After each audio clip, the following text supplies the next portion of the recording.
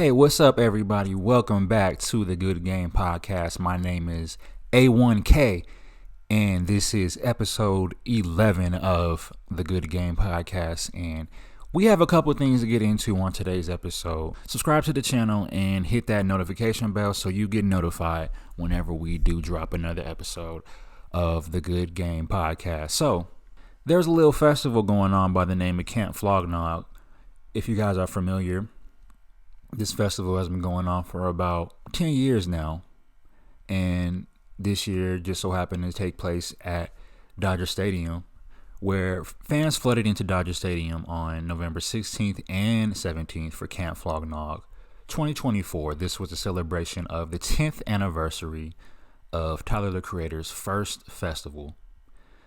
So Camp Flog Gnaw is an annual music festival and a carnival curated by Tyler, the Creator himself, and has been held annually since its inception all the way back in 2012. So this is a major accomplishment to be able to celebrate your 10th festival at Camp Flog Gnaw. So I was able to watch a lot of this festival on Amazon Prime. If you guys caught it, it was a dope festival. If you didn't get a chance to catch it, go ahead and go on YouTube and look up some of the performances.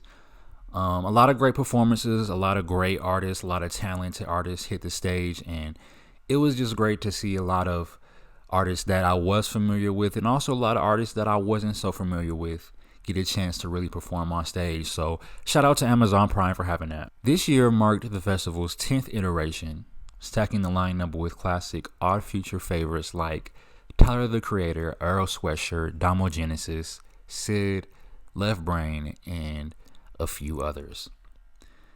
In February of 2025, Tyler, the Creator will embark on his Chromacopia World Tour in support of his #1 album of the same name. And it was a huge crowds both days of the festival, both day 1 and 2. I will say day 1 definitely had a lot more notable acts in it, but day 2 was also pretty dope. It was a good performance on both stages, and I was able to catch most of the performances on day 1 and a few performances on day 2. And it was good to see guys like Earl Sweatshirt out there, Damo Genesis, and kind of the old Odd Future Wolfgang crew out there again, just doing what they've been doing for so long and playing the records that we really listened to back in the earlier days of Odd Future. So, and they were able to give other artists a spotlight to perform, such as Doechii and, Schoolboy Q. DJ Mustard pulled up and did a set, and it was really entertaining, and even I believe the end of day 1, Mace actually closed out one of the sets, so it was good to see an artist from a previous generation even come out and perform with the newer generation. So it was just all very dope, and it was very entertaining. And like I said before, shout out to Amazon Prime for putting that thing together. A lot of great DJ sets. The Alchemist had a great set. K Tronada had a great set. Of course, I mentioned DJ Mustard brought out Roddy Ricch and YG, Ty Dolla $ign. Like, it was very fun to watch, especially as someone coming from the West Coast and really growing up on a lot of these artists over the years. And I was kind of surprised to see the FM Mood tribute, which was a tribute to the late great MF Doom.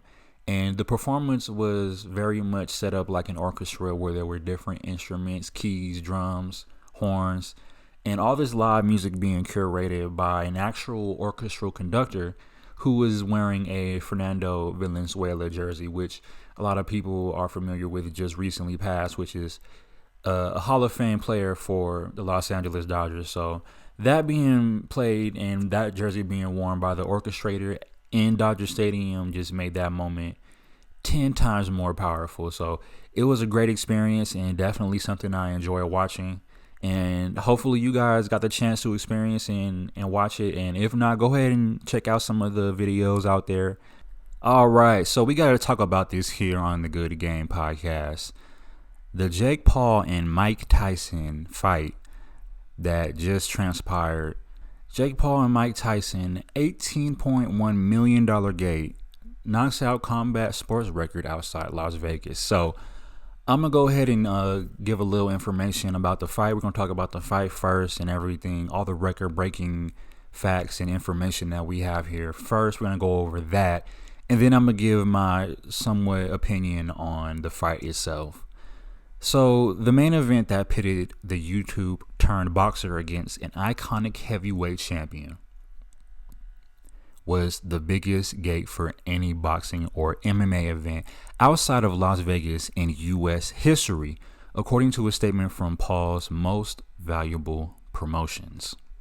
Over 72,300 fans attended Paul versus Tyson and brought in a total $18,117,072 in total revenue. The event, promoted by MVP Promotions and streamed live on Netflix, clocks in as the 9th highest combat sports gate ever in U.S. history and set a record as the highest grossing gate at AT&T Stadium for combat sport events. The previous Texas gate record was set by Canelo Alvarez's 2021 showdown with Billy Joe Saunders in 2021. The previous Texas gate record was set by Canelo Alvarez's 2021 showdown with Billy Joe Saunders at $19 million. As a result of the success of Paul Tyson, Netflix stock rose 2.8% to close at $847.05 on Monday after trading has closed. Paul versus Tyson and Taylor versus Serrano 2 rewrote the record books, solidifying Most Valuable Promotions as a trailblazer in combat sports. The event was also a massive success on Netflix despite widespread streaming issues, with 60 million households tuning in for Netflix's first foray into live sports. And if any of my viewers out there were able to watch this fight, I know you may have had some difficulties with streaming. There were a lot of reports of buffering and freeze framing and the stream having issues, but these are just the things that happen when you're dealing with companies like Netflix, who, quite frankly, they're not used to having that many people tune in to watch a program at the same time. So these issues will happen, and hopefully they get whatever issues they may have sorted out so that in the future these type of things won't happen. And I think that generally the undercard was definitely the highlight of the night.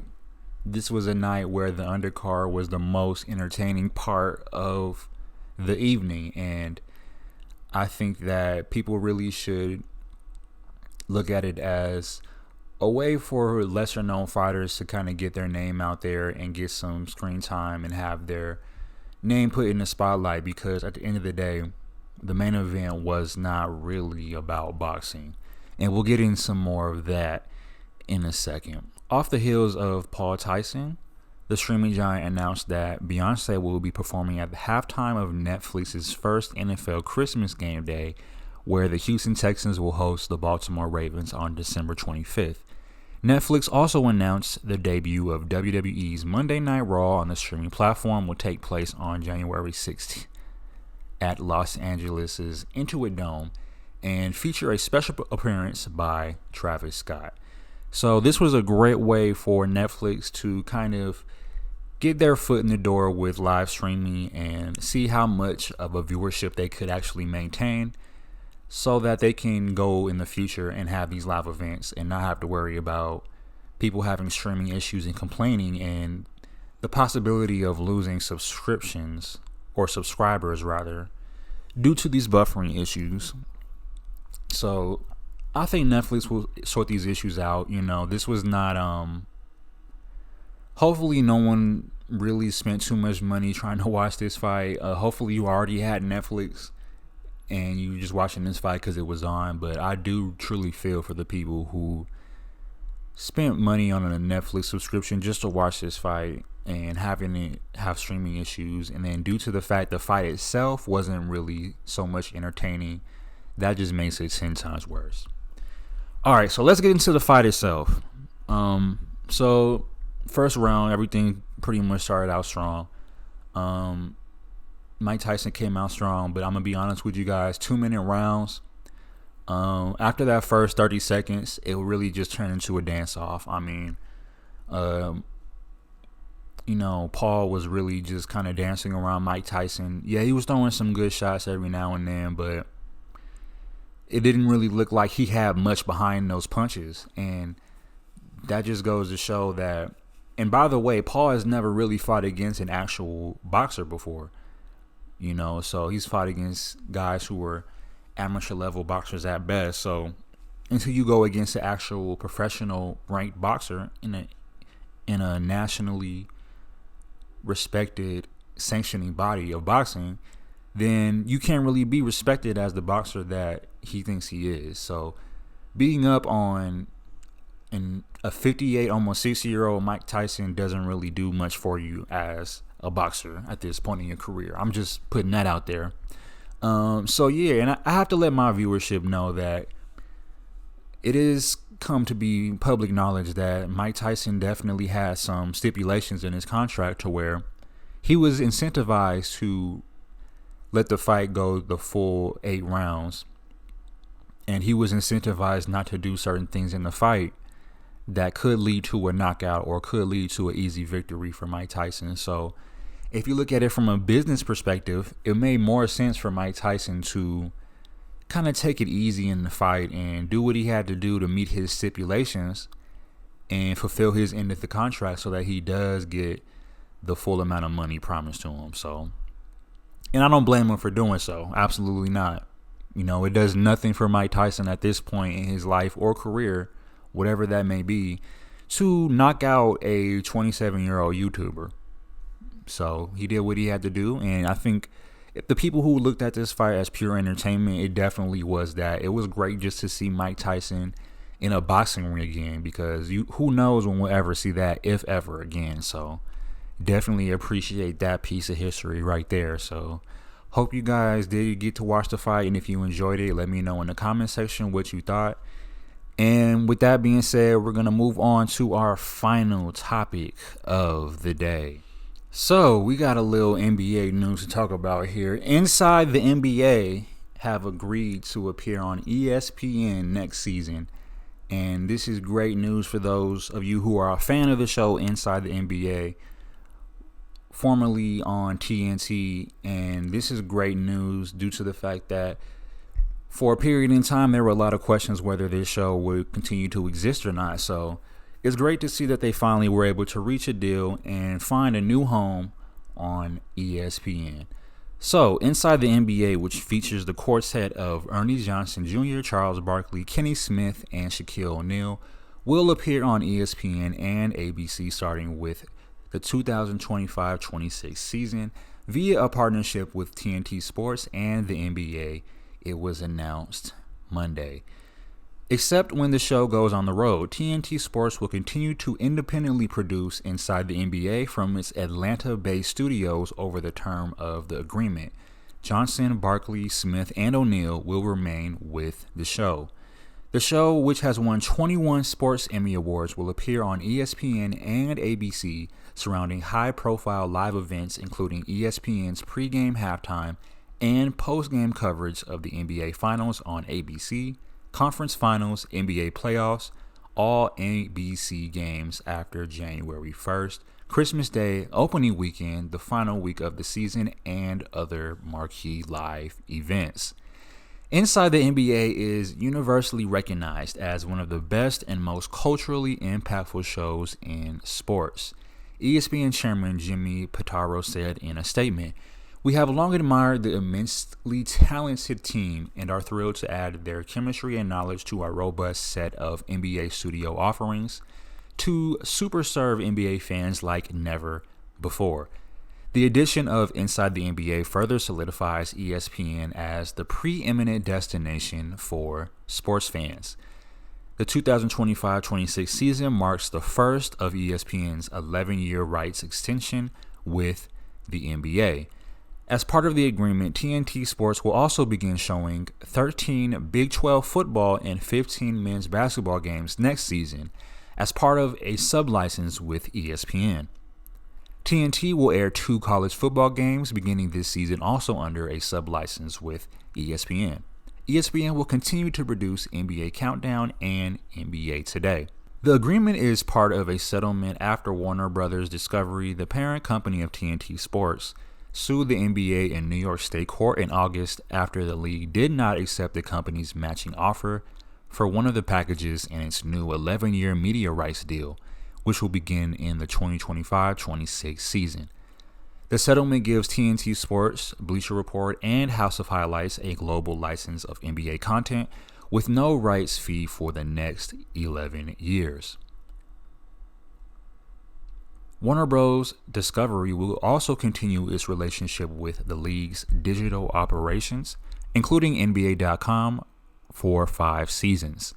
TNT Sports and the NBA have jointly managed NBA Digital since 2009.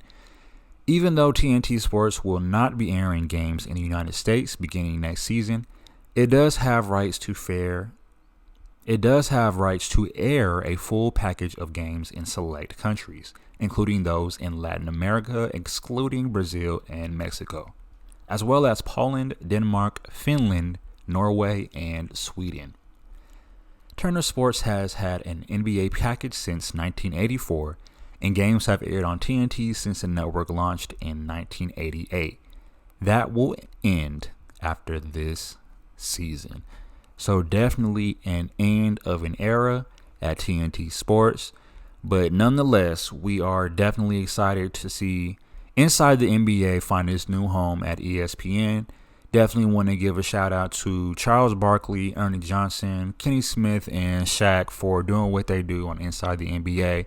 As a fan of the sport of basketball, definitely love tuning into the show before and after the games. You guys make the sport 10 times more enjoyable to watch and entertaining.